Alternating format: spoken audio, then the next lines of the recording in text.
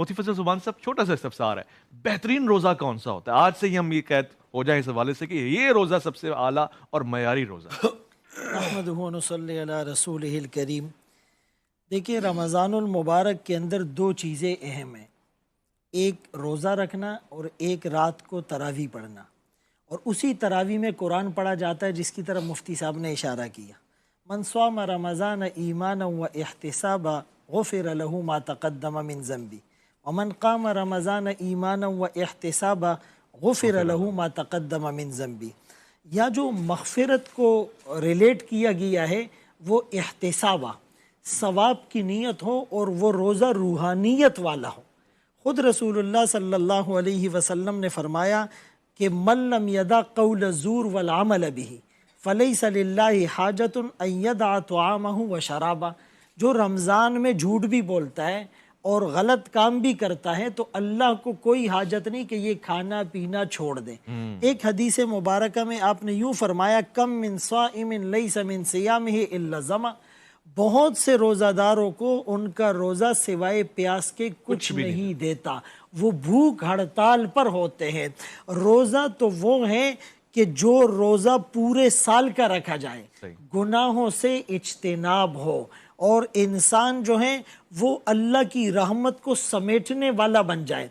हकीमुल उम्मत मुजद्दिद मिल्लत अशरफ अली थानवी रहमतुल्लाह अलैह ने लिखा कि रमज़ानुल मुबारक की मिसाल दिल की तरह है।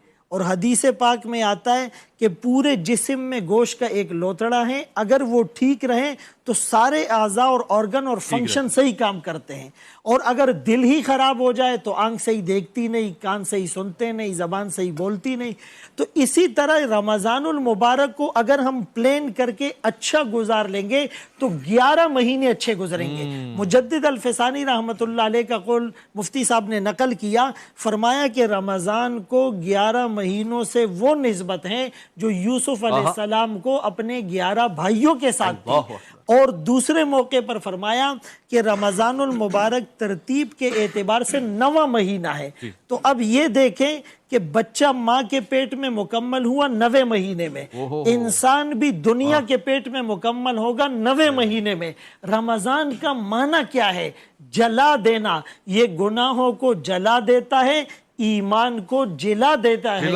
अब हमारे रोजे जिसमें हमारी आंखें बदनजरी करे, कान मौसीकी की पीप से भर जाए, जबान झूठ बोलने की मशीन हो और हाथों से तकब्बुर की बू आए और गर्दन अकड़ी हुई हो और दिल दिमाग गुनाहों का प्रोडक्टर बना हुआ हो और Facebook, YouTube, Insta, social media platform पर हम गुनाह कर रहे हो, तो ये नुक्ता जहन में रख लिया जाए कि इस रमज़ान में नफिल पर फर्ज पर 70 फर्जों का सवाब मिल रहा था, लेकिन इसमें गुनाह करने पर पकड़ भी ज्यादा होगी।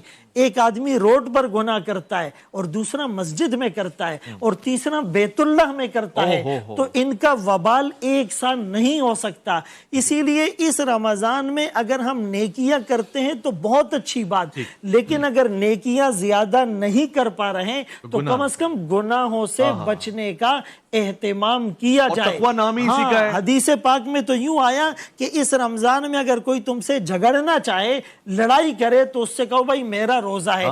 हम ये कहकर झगड़ा शुरू करते, तुम्हें पता नहीं मेरा रोजा है, हालांकि ये कहकर झगड़ा खत्म करने का हुक्म दिया गया है। तो इस रूहानियत के साथ जब रोजा रखेंगे इंशाअल्लाह उसका फायदा। इंशाअल्लाह। बहुत प्यारी बात की मुफ्ती फजल ज़ुबान साहब ने कि ये तो असल में झगड़ों से बचने का मौसम है और इज्तिनाब करने का बेहतरीन हल